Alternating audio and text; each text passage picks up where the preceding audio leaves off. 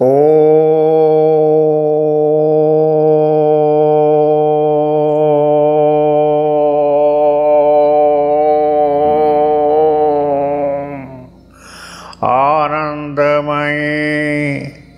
चैतन्यमयी सत्यमयी परमे ॐ नमो भगवते Shri अरविंदाय। Welcome to all of you who are hearing and seeing this version. The topic is who is God and what is God. First of all, all of you have some background of the Veda. The word God I have used because English word Aurobindo uses it.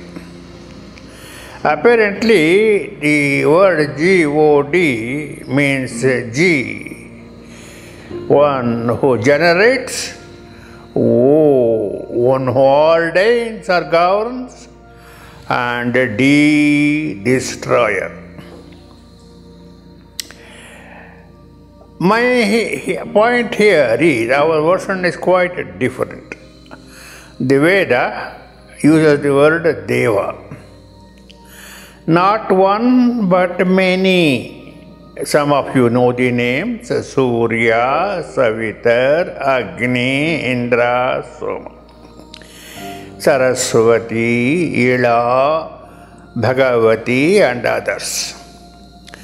But we should know that we don't only refer to many of these Devas.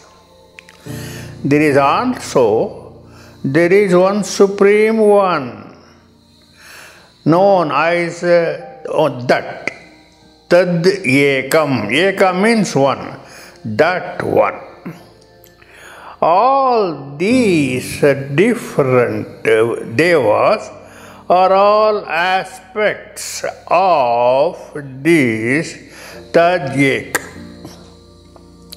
In the Bhagavad Gita, this Tadyekam is called as the Uttama Purusha, Purushottama. In the Upanishads, it is called as the Brahman.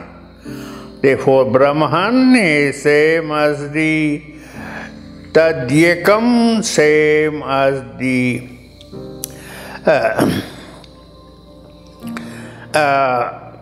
Purushottama. First of all, you have to understand, we Hindus do not believe in a sky god, a god who sits in the sky.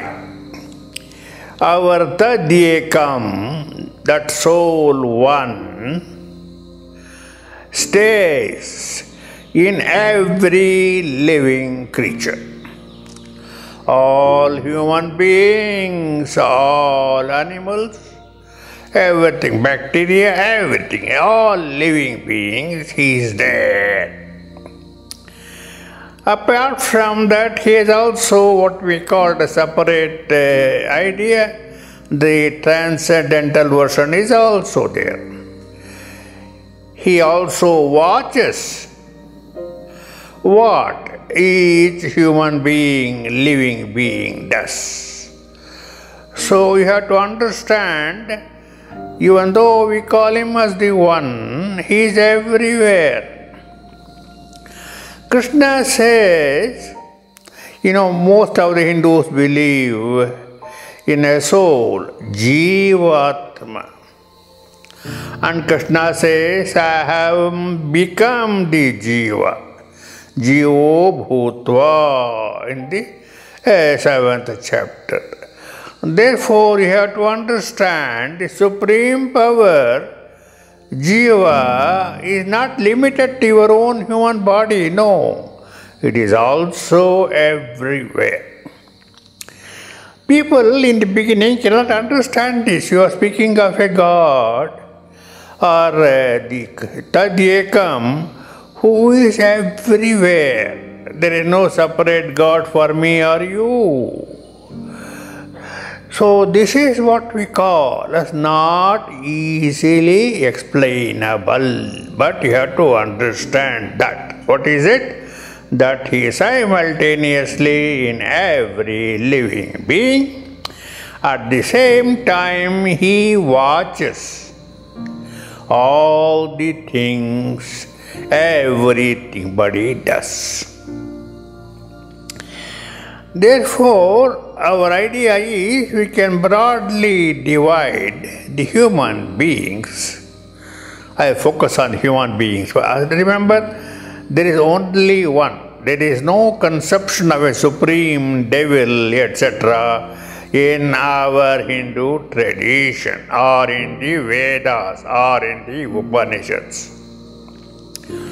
Even though, remember, in the Veda we speak of the great war or the conflict between the powerful demonic force which is opposed to truth and yajna, known as the Vritra, Vala, Shambhala, etc. They are not separate from the Vishnu, our Supreme Being. So in some traditions we call him as Vishnu, some as Sri Hari, some as Shiva. Therefore, remember, when we say Indra battles this great demonic force, Vritra, it is supreme force itself which battles this Vritra. That point you have to understand. Therefore, nothing happens without the knowledge or consent of the Supreme One. You may ask, why did the Supreme Being allow this Vritra or Vala to manifest? That's the sort of questions I cannot answer. Veda has no answer. But because it says, it accepts the reality that in this world, there are many people like us who believe in the truth, in ahimsa, in not harming other people, in joint prosperity. But there are others, powerful forces are there which are opposed to it. They want to destroy it. They are the demons, or the Rakshasas, the Vritra and Vala. Therefore, first point I have to say is we can broadly divide the human beings into three categories. First, those, as Sri Aurobindo himself was one like him in later days, that everything in this universe is determined by the Supreme One, Tadyekam. He knows it and he does it. When I say I eat, that is one group. The second group are the people, 50-50 people. They say 50% is my own, coming from us, self-will and my thinking. 50% are may come from that supreme power. And the third group is there, the demonic group, who says everything comes from me only. It is the people, demons like the Hiranyaksha, Hiranyakashipu, Ravana. So Ravana and Hiranyakashipu gave gifts, no doubt. Therefore, but they said, you have to accept me as the Supreme Being. No acceptance of the Tadyekam or Sri Hari. So, I belong to the first group. I believe that everything comes from the divine. Therefore, when I say the food is cooked, therefore, well, he arranges, first of all, the grains to be grown, to be cut, brought to your cooking place, gives you the energy like your gas, and makes you to do the cooking. He does everything, 99.9%. The taste of your sambar or idli or dosa comes from the joint operation of Agni and Indra, Apaha, the waters. Therefore, your contribution, human contribution, the cook, let us say, is very little. Not only that, he makes sure when you eat the food, he has already designed this physical body so that it goes inside, gets converted into the energy, distributes all where, and he designs further. The waste we put out, it is also distributed. Therefore, this our human body itself is exceedingly complex, exceedingly wonderful, unbelievable days, and the whole world is also that. Therefore, so when human beings complain, let us say about the disease, the problem is the fundamental difference. There are groups of people, I will come later, especially the Westerners and their followers, who think all diseases caused by bacteria and that sort of thing, outside agents. They can't accept an inside agent. We Hindus and the Vedas say, our good health is our natural state. If you eat the good food and everything else and talk well, not hate anybody, your health will continue. Only when we break these rules, then some diseases will come, and by correcting, you can correct yourself. You can use herbal medicines too. Therefore, these are the 5, what are the rules you have to follow? They were called as Dharma, most important word. So, Dharma is that which supports everything. That is the whole point of Dharma. So, first rule is Ahimsa.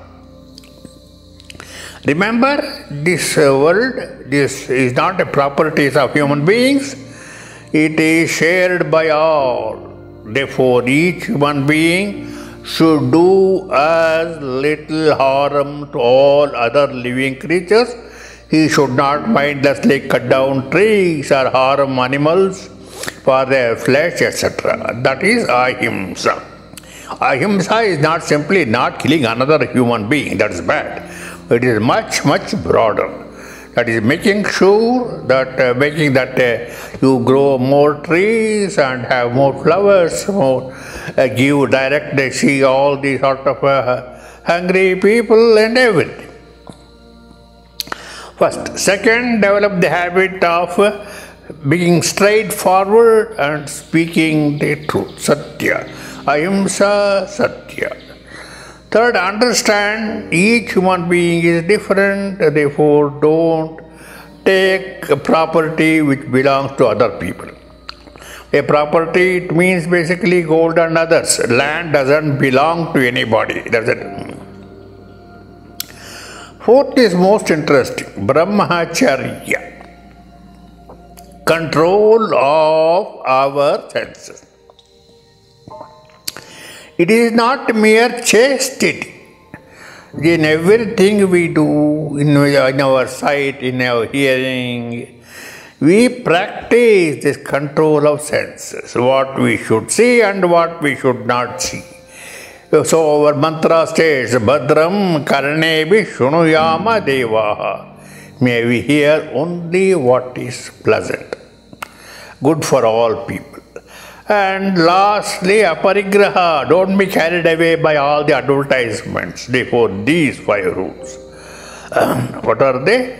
Ahimsa, then Satya, then Asteya, non-stealing, then Brahmacharya, control of senses, and finally aparigraha.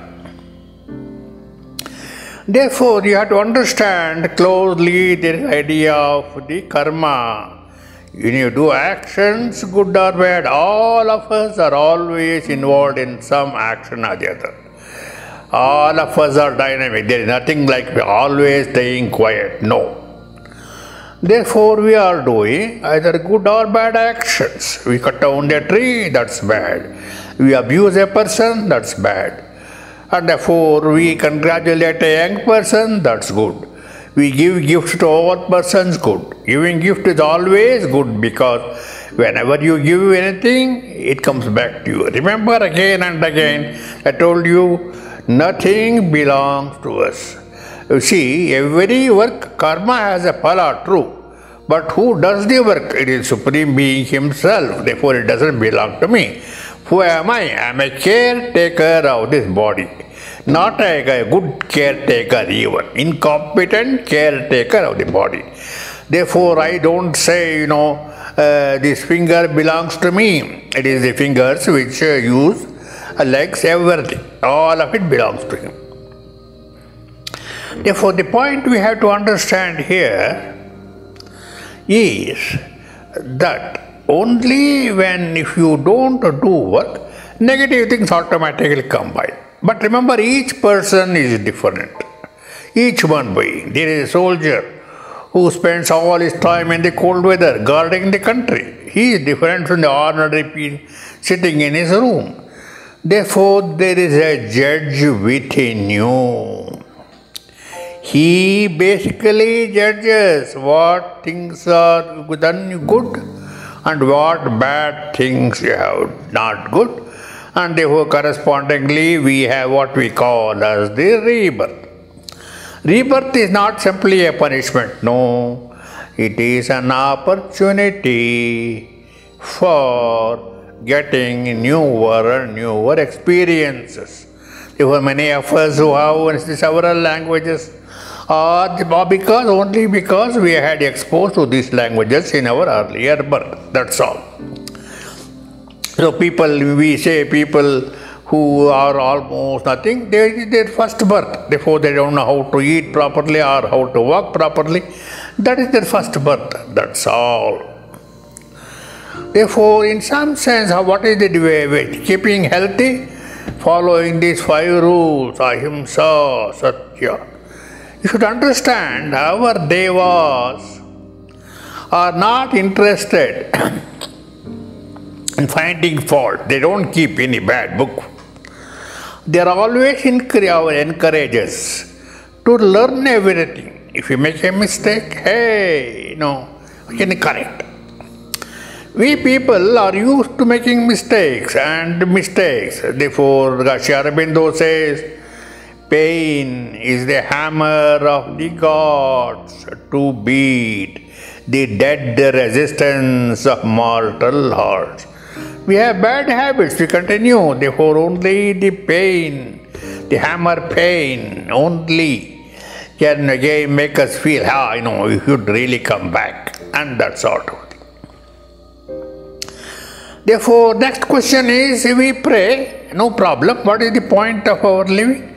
So, our prayer is, we always ask, Lord, give me. Desire is not bad. That's Buddha's problem. In our tradition, just as too much eating is bad, too much sleeping is bad, too much desires also is bad. But desire itself is not good or not bad. That's not the difference. Therefore, what we basically say is, you desire, instead of asking the God, hey, give me, why don't you ask the question, have you ever used correctly all the things that has been given to you now? Are you aware of all the things? The answer usually is no. Many people suddenly they realize in the 30th or 40th year, hey, I didn't know I had this gift. For example, in India it's very interesting. When you go to a temple, you see a beggar. The beggar doesn't say, give me money, no. He says, do dharma, dharma badi. That's what he says, that's his point. Therefore, the point I am telling across here is that there is this rebirth, there is this karma. It is not as a black book in here. We learn from all the things by our mistake. That is the idea. This whole life is an educational process. Therefore, Krishna, most of you know, he shifted the whole Yadava living from the Mathura, Vrindavan, to the far away Dwaraka. Dwara means door. He said, you people are landlocked. Here are the doors to the outside world. Big world is there. You take your boats, survey all the outside world, Dwara. That's our problem. We are always in the small idea. Now, the big problem now is the so-called this COVID, Corona, the virus disease. But let me tell you a little bit. This virus disease, of course, it is a major disease. Of course, it is negative powers like a Vritra or Vala, which has put them on us. That, of course, our supreme power knows that. He will take appropriate, he has taken, he will take because he knows all of these things coming. You have to understand supreme power diversity. Most of you who are young know there was something called Second World War, which was created by a person called Hitler. He was a bad guy, true. But supreme power used this opportunity for not only destroying Hitler and his design, but also destroying all the colonial power, England, France, etc. For example, in 1945, 1938, the Wavell Governor General Viceroy said, "Oh, we will be in India for a long time." In 47, we had to leave. In 45 itself, the Viceroy Wavell basically wrote a long letter saying, "There is no way we can stay here. All the people want independence. They are not going to simply. They are taking what we may call as the revolutionary steps. We have to quit. How is the problem?" That's all he said. So this disease is there. First of all, people don't understand. It starts from virus. For virus, you have to read the good book called What is Life. It's a big book, 300 pages. Lynn Margulis is the author. This virus is simply a chemical molecule or RNA molecule. It has no life. Life means two things. It has to reproduce itself and it has to basically live. What is it? It has to take resources, and so this virus has no such power. He is a typical colonialist. When he finds an appropriate place, then you see in the life, the smallest things are the one-celled bacteria. The cell is exceedingly complex. It has a power generating capacity, protection capacity, so many things. It produces the So somehow this virus captures some cells. Typical colonialism. It captures their power, uses it to reproduce itself and develop itself, just as the capitalists did. Very interesting. So, why did it, for example, as you know, there are so many viruses. When they sit on the top of our brinjal or thing, nothing happens because the God has designed brinjal has enough antibodies, nothing happens. But when it sits on a piece of open meat, anything inside the body, so many antibodies are not there, it captures it. So when you speak of the spread of the COVID, it of course touching hand is bad, that's true, but the way it spreads is via the meat, openly expressed meat or eating the meat, etc. Even though it is not explicitly said. For example, in India, for the country which is greatly afflicted is United States, where the beef consumption is maximum. To date, 50,000 people have died. In contrast, in our India, it is basically by and large vegetarian, where the death is about 800 or more. That is this idea. Similarly, the afflictions are also there. Typically in the United States, you count the afflictions per million, it is about 300. In India, it is about 1 in 1,000, 1 in 3,000, etc. And it is, US is much worse than the world itself. So the argument is, what is the reason that India has so few, relatively, at least 4 reasons we can give. Ahimsa is there. What ahimsa does is it gives a immunity to all people practicing it. Secondly, our great saints are there. For example, the Shirdi Sai Baba or Raghavendra Swami. They radiate a power of protection around all their devotees. Second. Third point is that basically we people believe, as I said, not only in this idea of ahimsa, but we say let other people also prosper. Sabka saath, sabka vikas. That is the saying of our Modi. That gives us additional power. Fourthly, all of us, thanks to our tradition, we pray for not only for ourselves, but all people. Our prayers are all for help of all people. Sarve bhavantu sukhina. We pray to Agni. O Agni, fight on our behalf. O Indra, kill this big, massive the virus.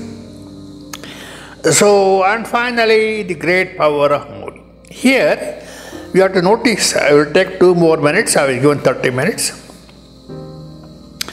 The supreme power, Tad Ekam, knows what's going to come. Remember, today we say lockdown, but remember, if they had no latrines, where can they do lockdown?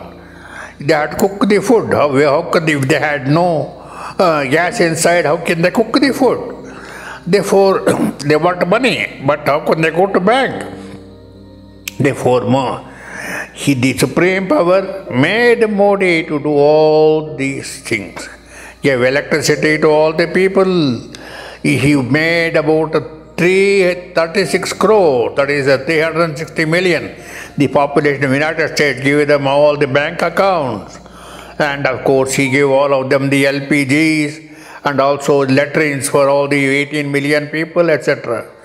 Therefore, because of these really helped the fight against the COVID, and by and large we are succeeding because of the power of the great human beings, our prayers and everything else. Therefore, people in India are just the opposite. They don't have any faith. For example, the Pope is next to Italy, but apparently he had no power to cure anybody. Therefore, just the opposite. United States, nobody recognizes the the effect of meat eating, even though there is ample evidence for that. And so similarly, they don't believe in the science anyway. And why did it spread? Because they thought money was more important than human life. They didn't pay attention to that. Therefore, in some sense, because we people in the East value community life more than individuals, we are able to help each other, and that's one of the big factors noticed by many people. Why the COVID virus business has been tackled well only in the eastern countries with Hindu or Buddhistic words, Japan, South Korea, India, Thailand. and why it is heavy. It is very, very bad in all the Western countries. Thank you. If you have any questions, you can write to me. I will simply say a prayer. Bhadram karne vishunuyama deva Bhadram pasyemakshibhi yajatra Sthiraihi angaihi tushtuvam sastanubhi Vyashema devahitam yadayuhu Om Shanti Shanti Shanti